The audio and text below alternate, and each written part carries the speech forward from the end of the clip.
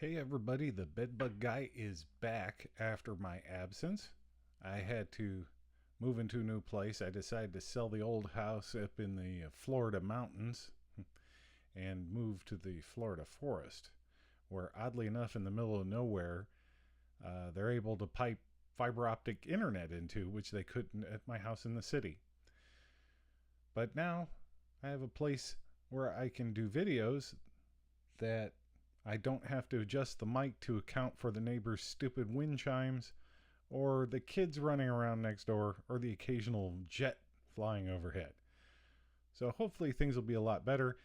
And just from this initial video, I guess I need to work on lighting, but as I said before, production value and fancy editing, you will not find that here. It's just my stupid opinion. If you want to join my secret society, please subscribe. Please drop any hate in the comments. And if you like something, say something. But today, I decided to do a short video. I know it would seem like it'd be a long one, but it's going to be short. And that's just a couple of thoughts about Graham Hancock's latest video on his channel about debunking the debunkers.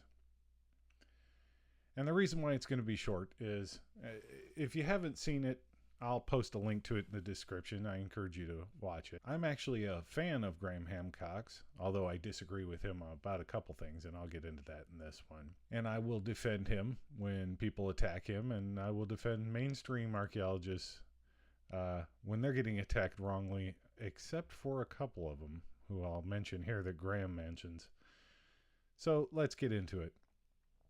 The reason why I'll be short is because the bulk of the first part of it, he's talking about different archaeologists who have been more or less shafted by the archaeological community. Primarily, he mentions a couple in the New World, and then he talks about Daryl Williams and Ganang Padang getting all his research published and then having it retracted upon pressure from some people in the archaeological community. Wrongly, from what I can tell. I don't understand why they would do that, simply because of his geological findings that the site may be extraordinarily old. So there's a lot of drama around that, but apparently he got the raw end of the deal, and Graham's ticked, and me too.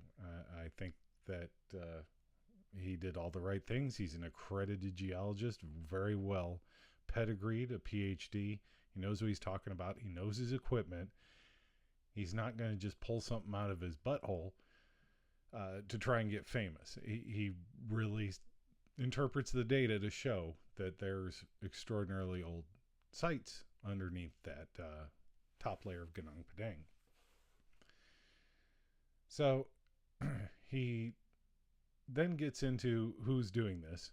And the first one he mentions is the SAA, which is the Society of Archaeology in the Americas. Probably something I wouldn't be allowed to join, since I happen to agree with Graham Hancock on the bulk of his things. But he mentions two specific names that are directly involved in attacking a lot of these people, including Graham Hancock himself. One is John Hoops from the University of Kansas. I will not defend him yet. I've seen what he's written about people, and he really does come off as a douchebag. Kind of close-minded. He's kind of in that realm of Dr. Hawass and these others, is kind of holier than thou, or I know everything type of deal.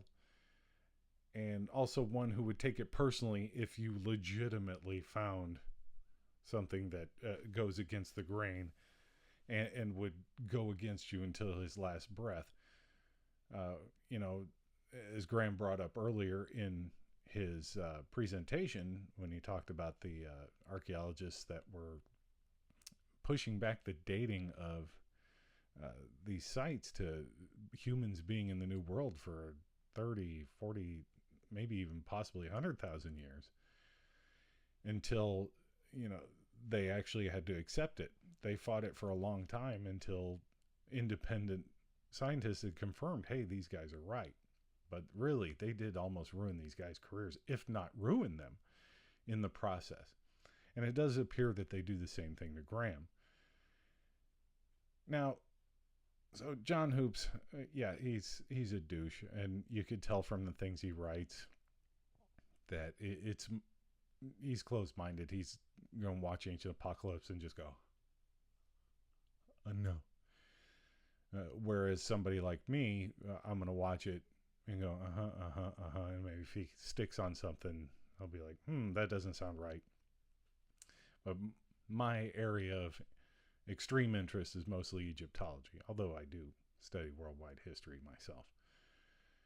Then he brings up the other guy I wouldn't defend, and that is Flint Dibble. Oh my gosh, I watched that debate like the minute it was put up on YouTube. And I don't care what you say, Flint Dibble, if you ever say, you did not win that debate by any stretch of the mile. You made yourself and your colleagues look like the biggest bunch of dicks ever on the face of this earth. Unless it was ancient agriculture, it was almost clear to me, a rank novice, somebody who's not accredited, that you had no idea what you were talking about, as if it had nothing to do with your field of study. So I could have done a better job, but they'll never have me on the show. I'm not a Mr. Know-It-All, nor do I have a large following, nor will I ever will.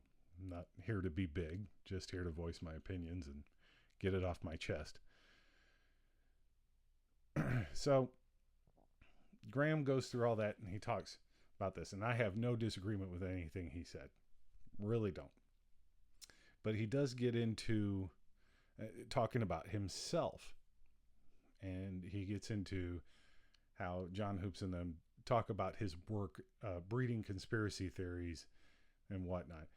And with some people, it kind of does. But Graham, I love him to death, but he does kind of fuel that fire. And I don't know if he realizes it, because he literally accuses the archaeological community of conspiracies. Now, there may be some truth to that. I don't agree with what all he says is a conspiracy, but there may be some truth. Oh, I just banged the microphone. That there may be a little conspiracy, just on maybe some jealousy against him. And he brings that up. He does have a large platform, and he does get on large platforms, and rightly so. I happen to think that, what he's proposed is extraordinarily plausible, if not true. I mean, he's just talking about a lost, advanced Ice Age civilization. And when he says advanced, he means just says agriculture and construction. We're not talking about flying cars or anything. But in my opinion, in what they think is 300,000 years modern humans have been here, there might be more than one. He's just talking about the latest lost civilization, in my opinion. There could have been 10 or 12 more, possibly way more advanced. We'd never find them. And even if we did find evidence, we might not know what we were looking at if we found it. So he talks about that. Now we're going to get into part where I have my issue with Graham. He says, he stands up and says, I use all the data from these archaeologists. I use all of it. And he mentions from Asia and Europe and the Middle East and Egypt specifically. And that's where I go, you're not using all the data from Egypt. And he says, but he looks at things differently, which he does. I have no problem with that. What I have a problem with is that in the case of Egypt, he does ignore things that are written down by the Egyptians. Just a couple things, folks. I know you'll put hate on me, but it's really only 3 things I disagree with him about as far as Egypt goes. But, he's never going to talk to me. I'm never going to be able to sit down and have a drink and go over this and explain to him why the number 43,200 and all the stuff encoded in the pyramid can't be true. But he didn't come up with that, to be fair to him. He's really citing Eckert's work, and it makes sense to him. If you read it as it's presented, it makes a lot of sense. But if you consider everything known about Egypt the people and the ancient times, not just Egypt, you'd know this really doesn't make any sense. As a matter of fact, I could show you the numbers and in the end ask you the question, who built this pyramid? And you would say the Egyptians. But, everybody's going to have their opinion. I'm not going to be able to convince everybody, even on my stupid channel.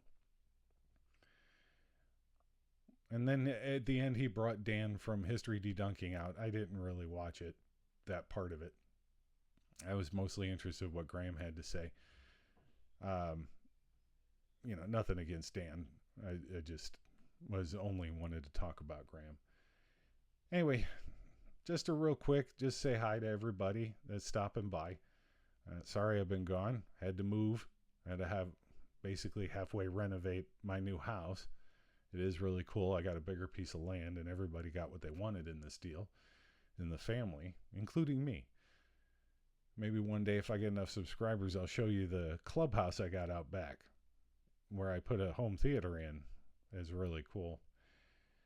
Anyway, I'm going to put together some new videos, maybe a little more educational until something else comes out that I can comment on.